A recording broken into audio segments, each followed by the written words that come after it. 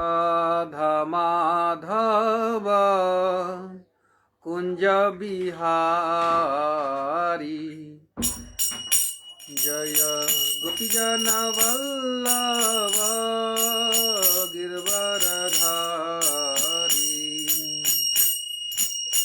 यशोदानंदन ब्रज जन रंजन यमुना तीरा बनचारी जय राधा माधव कुंज बिहारी हरे कृष्णा कृष्ण कृष्ण हरे हरे हरे राम राम राम हरे हरे हरे कृष्णा कृष्ण कृष्ण हरे हरे हरे राम राम हरे हरे जय राधा श्याम सुंदर राधे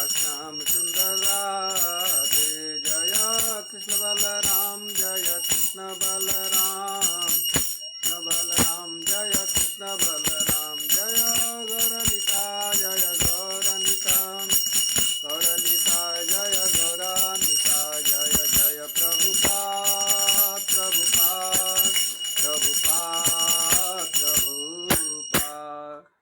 श्री श्री राधा श्याम सुंदर भगवान की जय हो। श्री श्री कृष्ण बलराम की जय हो। श्री श्री गौर निताई की जय हो। शील प्रभुपाद की जय हो। नमो विष्णुपादाय कृष्ण पृष्ठाय भूतले श्रीमते भक्ति वेदांत स्वामिनीति नामिने नमस्ते सारस्वते देवे गौरवाणी प्रचारिणे निर्विशेष शून्यवादी पाश्चात्य देश तारिणी जय श्री कृष्ण चैतन्य प्रभु नित्यानंद श्री अद्वैत गदाधर श्रीवासादि गौर भक्त वृंद हरे कृष्णा कृष्ण कृष्ण हरे हरे हरे राम राम राम हरे हरे ओम नमो भगवते वासुदेवाय ओम नमो भगवते वासुदेवाय ओम नमो भगवते वासुदेवाय। श्रीमद् भागवत महापुराण तृतीय स्कंद अध्याय 5 और श्लोक संख्या 2। विदुरवाच सुखाय कर्माणि करोति लोको न तै सुखं वान्यदुपारमं वा विन्देत भूयस्तत एव दुःखं यदत्र युक्तं भगवान् वदेन्नः। ये श्रीमद् भागवत महापुराण का जो श्लोक है इसको विदुर जी कह रहे हैं और विदुर जी मैत्रेय जी से पूछ रहे हैं कि हे भगवान, इस संसार में देखा जाता है और देखा जा रहा है लोको सारे जीव, लोको मतलब जितने अनंत कोटि जो भौतिक ब्रह्मांड है उन ब्रह्मांडों में स्थित जितने भी लोग हैं, सात्विक स्तर के, तामसिक स्तर के और राजसिक स्तर के, ये 3 श्रेणी के लोग हैं और यही 3 श्रेणी के लोग इस पृथ्वी पर भी हैं। अब जैसे मान लीजिए जितने भी धनी हैं, चाहे जितने आईएएस हैं, चाहे जितने व्यक्ति देख रहे हैं, चाहे निम्न स्तर पर हैं, सब इन 3 गुणों के वशीभूत हैं। तो ये सारे लोग क्या कर रहे हैं? करोति, कर रहे हैं। क्या कर रहे हैं भाई? तो कर्माणि बहुवचन में है, बहुत कर्म कर रहे हैं। किस लिए कर्म कर रहे हैं? सुखाय, सुख के लिए। क्या कर्म कर रहे हैं? सुख की प्राप्ति के लिए कर्म कर रहे हैं। इसका अर्थ ये हुआ कि अब तक जीवन में सुख नहीं मिला है, अगर जिसको सुख मिल जाए तो सुख के लिए क्यों अपना कर्म में अपने को लगाएगा, बहुत बहुत उद्योग करेगा। मैंने ऐसे देखा है अपने, जब भी मैं कोई इन्वेस्टिगेशन किया हूँ और बहुत बड़े घर में छापा मारा हूँ तो पूरी टीम जाती है, तो मैं तो बैठ कर उस व्यक्ति से रात में जब स्टेटमेंट लिया जाता है तो बात करता हूँ, और उस समय भी देखता हूँ उसे खाने का समय नहीं मिलता है, तो उसे बात करता हूँ कि आप इतना घोर कर्म क्यों कर रहे हैं, किस लिए? आपके पास कैश पकड़ाया है 2-4 करोड़ रुपया, इतना प्रॉपर्टी बनाया गया है, इतने फार्म हाउस हैं, इतना, फिर भी क्या क्यों कर्म कर रहे हैं? अब तो आपको विश्राम करना चाहिए। और क्यों कर रहे हैं? क्योंकि अब तक उनको सुख नहीं मिला है। ये मैं अपने 25 साल के कैरियर में ये मैंने सर्वत्र देखा। क्यों ऐसा वो कर्म कर रहे हैं? तो कह रहे हैं विदुर जी सुखाय, सुख प्राप्ति के लिए। अरे भाई, तो सुख मिला तो विदुर जी कह रहे हैं कि ना, तई सुखम वादन्य, तई सुखम वा, उनको सुख नहीं मिला। महान भक्त विदुर जी कह रहे हैं कि उसको सुख तो नहीं मिला, लेकिन उपारम अन्यत, सुख का उल्टा होता है दुख। तो अन्यत कह रहे हैं, अन्यत का अर्थ हुआ कि सुख के बिल्कुल उल्टा। तो सुख के उल्टा क्या होगा? दुख।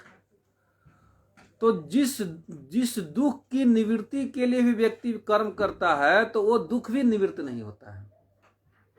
सुख तो मिलना बहुत दूर की बात है, जिस दुख को दूर करने के लिए भी व्यक्ति करता है काम, तो वो दुख भी दूर नहीं होता है, और सुख तो मिलना बड़ी दूर की बात है।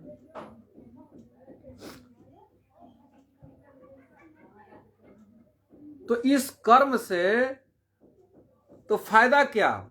तो आगे श्लोक आगे कह रहे हैं कि भूयस तत एव दुखम विंदेत, और उस कर्म का फल क्या बता रहे हैं कि जो भी व्यक्ति कर्म करता है अंततः उसे दुखम विंदेत, केवल दुख मिलता है।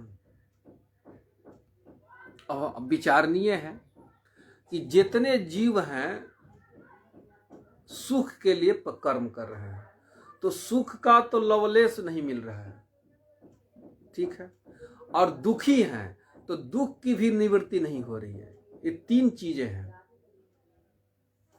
हैं। हाँ, सुख नहीं मिल रहा है और दुख की निवृत्ति के हेतु भी कर्म करते, दुख भी निवृत्त नहीं हो रहा है, और अंत में परिणाम क्या हो रहा है? तो दुखम विंदेत, उसको दुख मिल रहा है। अब बताइए कौन ऐसा मूर्ख व्यक्ति हुआ कि अपने को इस सकाम कर्म में लगाए? और व्यक्ति दिन रात लगा हुआ है और अनादिकाल से लगा हुआ है, अनादिकाल से लगा हुआ है। ये महान भक्त विदुर जी का युक्ति है, जो किससे पूछ रहे हैं? बहुत बड़े भागवत व्यक्ति से, मैत्रेय ऋषि से। जिन मैत्रेय जी को भगवान जो अपने धराधाम से, इस धराधाम से वापस अपने धाम जा रहे थे, तो मैत्रेय जी को उस समय याद किए थे उन्होंने, और मैत्रेय जी को ज्ञान दिया था, और कहे थे कि हे मैत्रेय जी, इस ज्ञान को आप विदुर जी को दीजिएगा। तो देखिए, भगवान के स्मरण में सदा विदुर जी रहते हैं।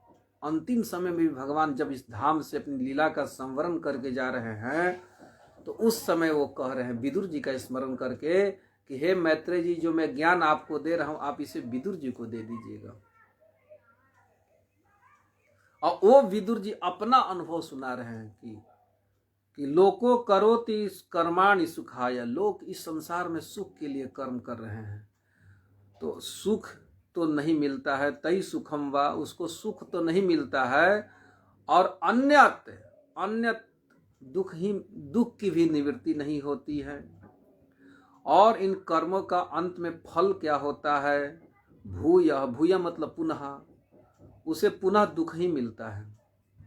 तो एक जो बुद्धिमान व्यक्ति होगा तो उस पर विचार करेगा, तो इस कर्म से उपरत होना चाहेगा ना कि इस कर्म का फल भी और प्रक्रिया दोनों ही दुखमय है, तो इसमें क्यों लगाए, क्यों नियोजित करें। इससे व्यक्ति को उपरत हो जाना चाहिए।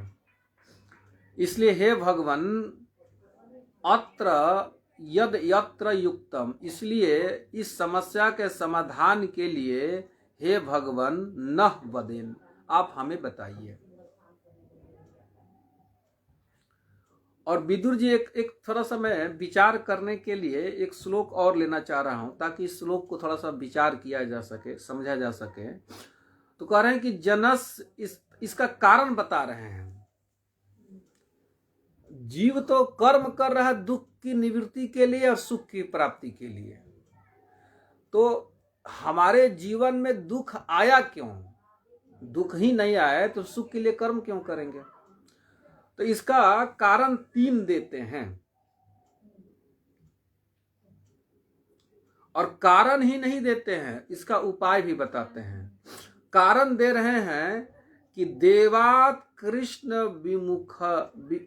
कृष्णात् विमुखस्य जनस्य, यहां भी जनस्य, जन मतलब होता है लोग, तो जितने जीव हैं वो क्या है? कृष्ण से विमुख है, उनका दुख का हेतु है। क्या है? कृष्ण से विमुख है, ये सबसे मेन जड़ है। और इसके कारण जीव क्या है? अधर्मशीलस्य, सदा अधर्म में लगा हुआ है। देखते हैं ना, किसी किसी के पास सुख नहीं है तो चोरी करता है। शहरों में देखिएगा कितने कार चोर हैं, कितने मोबाइल चोर हैं,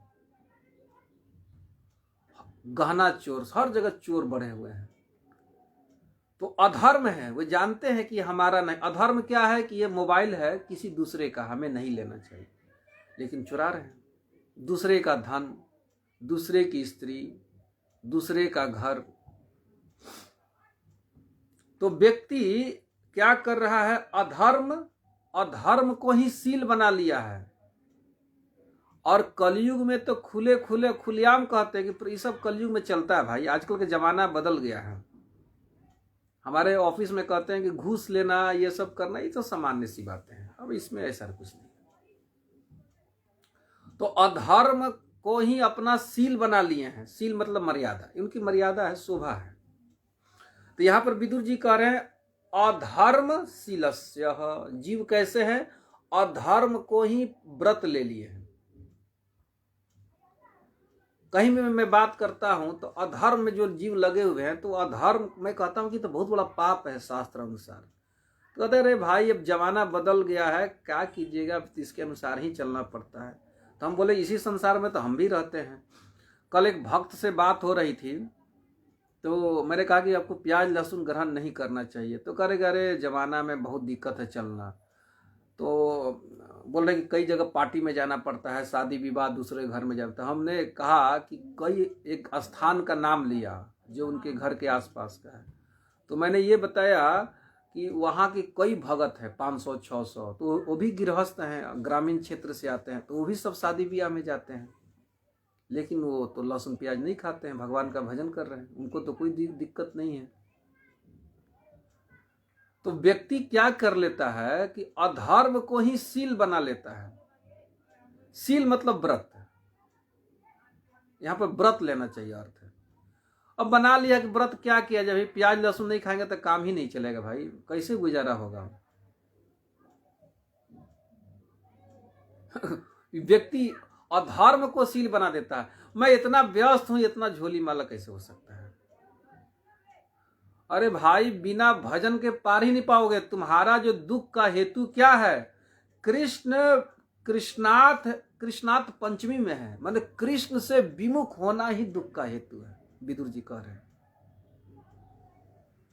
लेकिन जी कृष्ण से जुड़ नहीं रहा।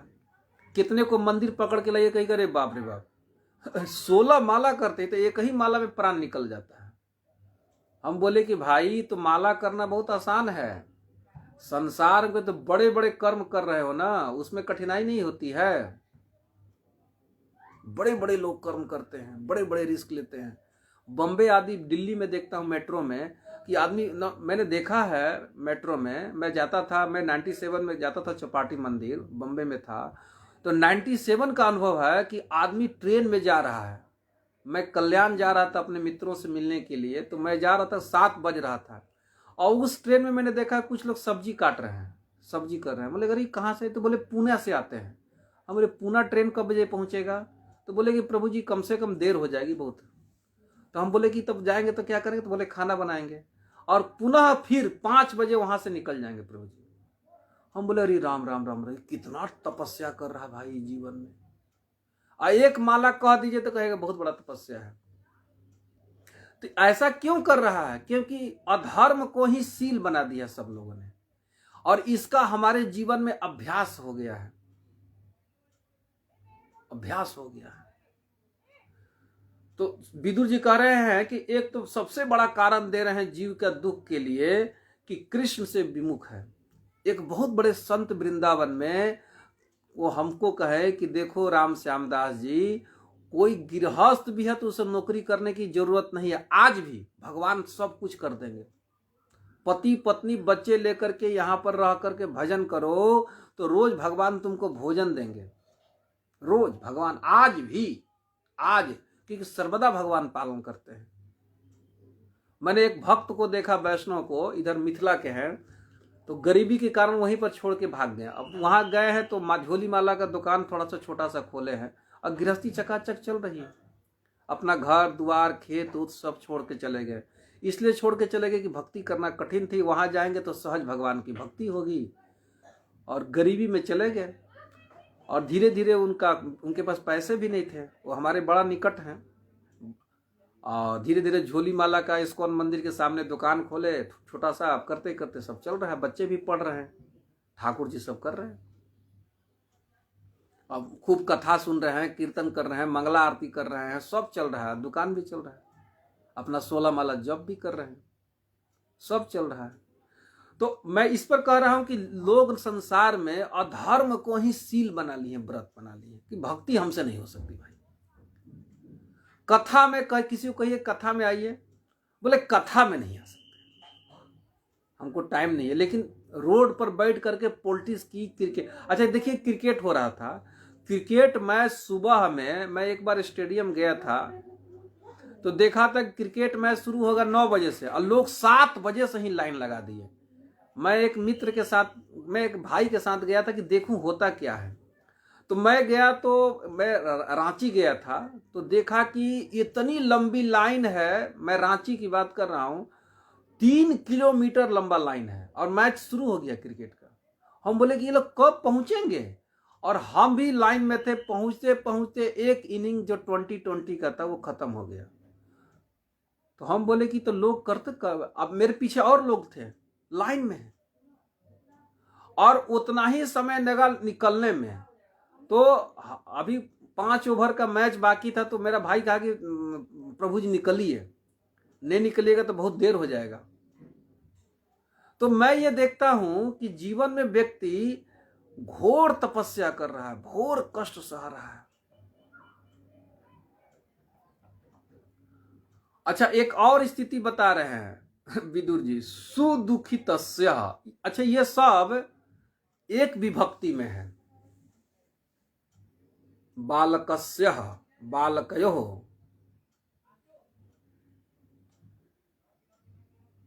ये एक विभक्ति में है। देखिए सब सक, कृष्ण कृष्णात् विमुखस्य, ये अष्टी विभक्ति है, अष्टी बालकस्य। अच्छा, अधर्मशीलस्य, सब एक विभक्ति में है।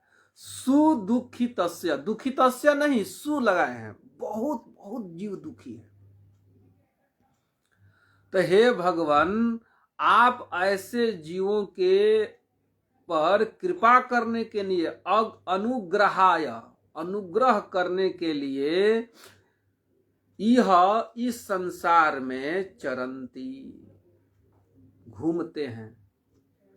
आपका क्या परिचय है? भक्तों का दे रहे हैं जनार्दनस्य, ये भी एक विभक्ति में है। भगवान जनस्य मैंने बहुत सारे भगवान के जो भक्त हैं। अच्छा, वो भक्त कैसे हैं? भूतानि दिव्यानि, भगवान के जो भक्त होते हैं वो दिव्य स्तर पर होते हैं। जो भी व्यक्ति भगवान की भक्ति करता है तो सत रज तम से ऊपर उठता है। हम जो भक्ति करते हैं, चाहे कोई भक्ति रूपी कर्म करते हैं, तो वो गुणमय कर्म नहीं कर रहे हैं जो हमको बंधन में डालेगा। अच्छा, जो व्यक्ति भजन कर रहा है अभी वर्तमान काल में, तो वो गुण में नहीं है, अब उसको यमराज टच नहीं करेगा। अब कोई भी हम कर्म कर रहे तो कर्म बंधन का हेतु भी नहीं बनेगा। तो सारे जो भक्त होते हैं वैष्णव, वो कह रहे हैं कि भूतानि दिव्यानि, वो भक्त दिव्य स्तर पर होता है। और ऐसे भक्त क्या करते हैं? चरंती। अब देखिए, चरंती शब्द बहुवचन में है। चरती रहता तो एक भक्त की बात होती, चरंती मतलब बहुत भक्त है। संस्कृत में एक वचन, द्विवचन और बहुवचन। तो बहुवचन जो होता है अनंत के लिए लिया जाता है। तो अभी भी पृथ्वी पर भक्त लोग घूमते रहते हैं। अब इस्कॉन में देखिए, सारे भक्त लोग जाकर के हाउस प्रोग्राम करते हैं, नगर संकीर्तन करते हैं। किस लिए करते हैं? अनुग्रहाय। किस पर अनुग्रह करने के लिए है? अनुग्रह तो ऑब्जेक्ट हो गया, लेकिन किस पर करना, ये फल किस पर जाएगा? अरे उन लोगों के लिए जो कृष्ण से विमुख हैं, अधर्म को ही व्रत बना लिए हैं और बहुत दुखी जीव है, बहुत दुखी जीव है। और इस अपने दुख को निवारण करने के लिए लोक में जीव बहुत बहुत कर्म कर रहा है, लेकिन आज तक जीव सुखी नहीं हुआ। तो जो चालाक व्यक्ति होगा तो बहुत सारे कर्म कर रहा है, फल विपरीत मिल रहा है, अब मिल ही नहीं रहा है। विदुर जी कह रहे मिलेगा नहीं, अंत में केवल दुख मिलेगा। तो वो विचार करेगा कि भाई इसका हेतु क्या है। तो हेतु 3 दिए। सबसे बड़ा हेतु दिए हैं कि कृष्णात पंचमी में है, मतलब कृष्ण से विमुख है। कृष्णात विमुखस्य, सबसे बड़ा दुख है कृष्ण से विमुख होना।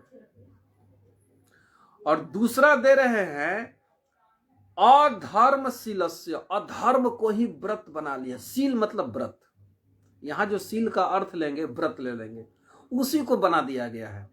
अब मैं ऑफिस में जाता हूं, देखते हैं बढ़िया से, बहुत व्यवहार से, बढ़िया से जींस में शर्ट में रहेंगे, बढ़िया गोगल चश्मा लगाएंगे और बहुत बढ़िया से व्यवहार करते हैं।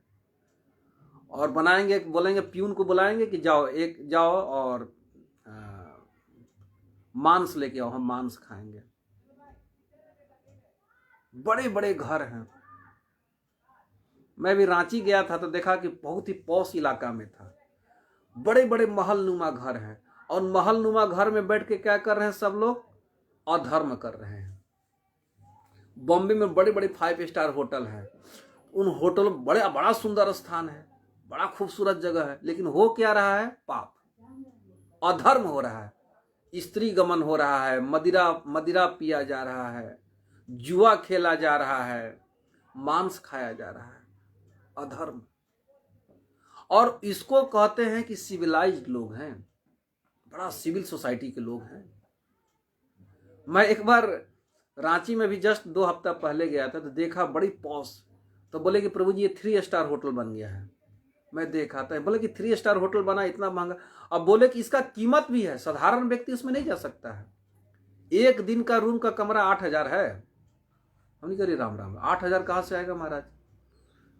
और अच्छा, उसके अंदर जाइए तो क्या हो रहा है? 4 चीज जो कलयुग में मना किया गया है श्रील प्रभुपाद जी। तो जुआ खेला जा रहा है, मांस खाया जा रहा है, परोसा जा रहा है बढ़िया तरह से, और मदिरा पिया जा रहा है, और व्यभिचार किया जा रहा है, और बहुत ही महंगा VIP बनाया गया, सब सुख सुविधा है, लेकिन केवल अधर्म हो रहा है। और कौन जा रहा है? गरीब लोग नहीं, बहुत पढ़े लोग जा रहे हैं, बहुत धनवान लोग जा रहे हैं। ये क्या है? बहुत श्रेष्ठ लोग हैं, सिविल सोसाइटी के लोग हैं। बड़ा विचित्र स्थिति है। तो मैं इस श्लोक से कह रहा हूं, विदुर जी कह रहे कि अधर्म को ही शील बना दिए हैं। शील मतलब बहुत सभ्य व्यक्ति। कोई कमिश्नर आता तो कहता कि देखिए he is a gentleman, gentleman, हम लोग बचपन से किताब में भी पढ़े हैं जेंटलमैन मतलब क्या होता है, बच्चे भी जानते हैं। Who is a gentleman? जो टाई में हो, कोट में हो, और क्या खा रहा है? मांस, पी का रहा है मदिरा, कर रहा है बेविचार, और खेल रहा है जुआ, और है जेंटलमैन, सभ्य लोग। मैं इसकी व्याख्या कर रहा हूं कि अधर्मशीलस्य। और मैं एक बार झोली माला लेके पहुंच जाए कोई होटल में तो कहे अरे what nonsense are all doing now. बड़ा अंग्रेजी, अच्छा अंग्रेजी बोलते हैं, what nonsense these people are doing now, इसको नॉनसेंस कहते हैं। तो ये आंखों देखी बातें हैं, अधर्म को ही सील। अच्छा ये अब तो हो गई शहरों की बात, ग्रामीण क्षेत्रों में मैं जाता हूं प्रचार में तो वहां भी यही देखता हूं। मैं बोलता कि आइए तो कहीं कह रहे क्या जाए, आप जाने पर तो दिक्कत करते हैं। बोले क्या दिक्कत करते? बोलते कि मांस मत खाइए, प्याज नहीं खाइए। बताइए आपके पास कौन जाएगा उनके लिए? अरे तो ये तो अधर्म है ना। अच्छा ये अधर्म है कि धर्म है, आप बताइए। तो बोले हाँ ये अधर्म है। तो बोले अधर्म को करने से दुख मिलेगा कि सुख? आप यहीं पर किसी का मर्डर कीजिए, पाप कीजिए, तो आपको सुख मिलेगा कि दुख मिलेगा? अच्छा अधर्म के तो बात छोड़ दीजिए, आप अपने पड़ोस में जाइए और उसको गाली दीजिए, विपरीत कार्य कीजिए तो आपको क्या करेगा? चमेटा देगा, गाली देगा, सुख तो मिलेगा नहीं। तो स्पष्ट आपके जीवन में अनुभव है कि अधर्म केवल दुख का हेतु है। पाप जो है, मान लीजिए कोई पाप कर रहा है, चोरी कर रहा है, जितने भी पाप के जो कृत्य हैं जिसको पाप कहा जाता है, व्यक्ति करेगा तो सुखी होगा? नहीं होगा। ये तो सामान्य लॉजिक है इस संसार में। अच्छा ये जो विदुर जी कह रहे हैं जो कृष्ण का जो सुख है, ये आगे श्लोकों में कई जगह है। तो ये संसार का सुख तो एकदम नाली जो होता है ना, गटर, गटर जैसा सुख है। ये सुख नहीं है। लोग इसी को सुख जानते हैं, विषय सुख। ये विषय सुख विष है। यहां पर भागवत में जब सुख का वर्णन होता है तो दिव्य सुख का होता है। इंद्रिय सुख का सुख नहीं कहा गया, उसको तो दुख कहा गया शास्त्रों में। लेकिन संसार में उसी को व्यक्ति सुख समझता है। कई लोग भजन करते तो कहेंगे प्रभु जी भजन करने का फल मिल गया। बोले क्या फल मिला? अतः हमारे लड़कों की नौकरी लग गई, लड़कियों का विवाह हो गया, प्रभु जी घर बन गया, कार ले आ गया। हम बोले कि अरे राम राम राम, ये सुख थोड़े है। तो हम बोले तो आप सुखी हो गए? बोले नहीं सुखी तो अभी नहीं हो गए, लेकिन सब मिल गया प्रभु जी। तो मिल गया। शास्त्रों में यहां इस सुख की नहीं विवेचना होती है। शास्त्र आपको ऐसा सुख देना चाहता है जो अनंत है, वो सुख देना चाहता है। ये तो इंद्रिय सुख है, स्पर्श का सुख है, और इसका परिणाम है दुख। संसार में जैसे विदुर जी कह रहे हैं कि जीव कर्म सुख के लिए करता है, लेकिन इसमें दुख में ही मिलता है, इसका परिणाम दुख है। शास्त्र के अवलोकन में देखना चाहिए ना कि सुख किसको कहते हैं। अब तो मैं कथा को विराम दूंगा क्योंकि इसी में आगे बहुत सारा श्लोकों में बताए हैं विदुर जी, और इसी अध्याय में फिर देवताओं की प्रार्थना को पढ़ना चाहिए जो 38 नंबर श्लोक से है। ये तृतीय स्कंद, गलती से मैंने लिख दिया 5वें स्कंद, लेकिन तृतीय आज जल्दी जल्दी के कारण आप पढ़िए। 38 नंबर श्लोक से लेकर जाइएगा 50 नंबर श्लोक तक। तो मैं तो केवल एक ले रहा हूं, अधर्मशीलस्य। सील बहुत सुंदर शब्द है। सील मतलब व्रत। सारे लोग व्रत ले लिए हैं, बहुत बड़ी भयावह स्थिति है। और इसका परिणाम क्या लेंगे? तो जीव कैसे है? सुदुखितस्य। दुखितस्य नहीं है, सु मतलब भी बहुत दुखी है जीव। अब बताइए एक सामान्य सी लॉजिक, देखिए ये तो भक्त के लिए है कि कृष्ण से जीव विमुख है, तो भक्त समझ सकता है। लेकिन सामान्य धरातल पर देखिए कि अधर्म में हम रहेंगे, अधर्म का नियम निभाएंगे तो हम कभी सुखी होंगे? एक समान लॉजिक है। हम धर्म का पालन करेंगे तभी सुखी रहेंगे। हम मीठा वचन बोलेंगे तभी हमको मीठा मीठा सुख मिलेगा वाणी का। हम गाली देंगे, हम सोचेंगे कि हमको कोई मीठा मीठा बोले, कैसे बोलेगा भाई? आपको गाली ही मिलेगा। एक समान लॉजिक की बात है। तो ये सामान्य लॉजिक के लिए यह श्लोक सब नहीं है, ये सब दिव्य श्लोक हैं। भागवत श्रीमद् भागवत जी दिव्य पुराण है, ये परमहंसों की संहिता है।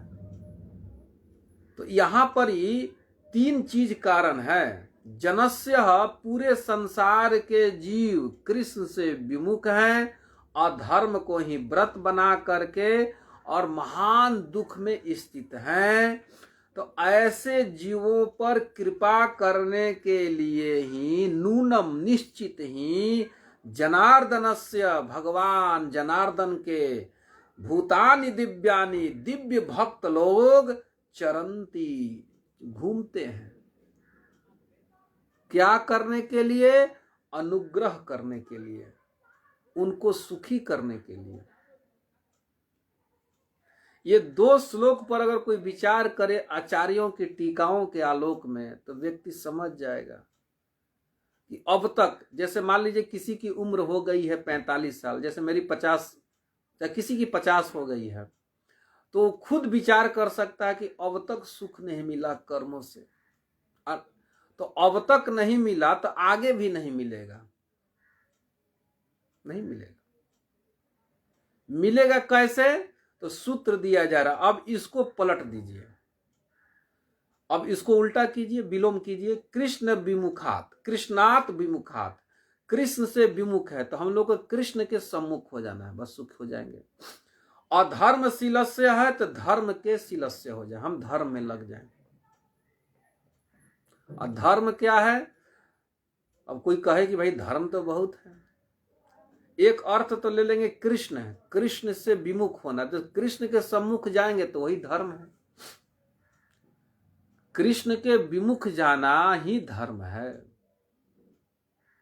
यहां पर देखिए प्रश्न भी है और उत्तर भी है, अन्वय भी है इसी तरह का अन्वय है कि कृष्ण से जीव विमुख है तो कृष्ण के विमुख हो जाए, विमुखता हटा दे, कृष्ण से सामने चला जाए, तो वही व्यक्ति फिर धार्मिक हो जाएगा, वही उसका व्रत हो जाएगा।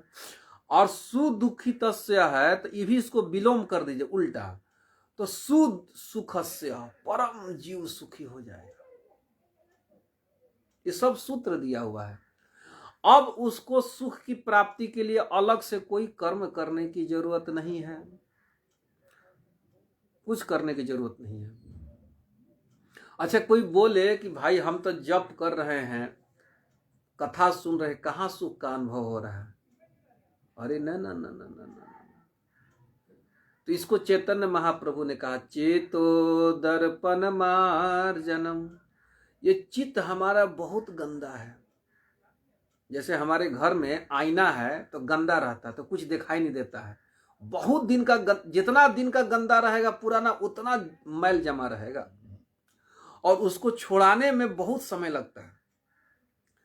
और किसी किसी को देखिएगा कि गंदा बस 1 दिन का था, मतलब घर से बाहर गया था 1 हफ्ता के लिए, चाहे कोई कोई व्यक्ति 2 दिन के लिए बाहर गया तो फट से एक रुमाल लिया, इसे साफ किया, 1 दिन में साफ हो गया, दिखाई देने लगा। और कोई कोई 200 वर्ष 2 साल के बाद आ रहा है तो उसके गंदगी साफ करने में 2-4 घंटे लगेंगे पूरा, मतलब एथी कोई कोई एथी होता है स्प्रे, उससे रगड़ेगा, साफ करेगा।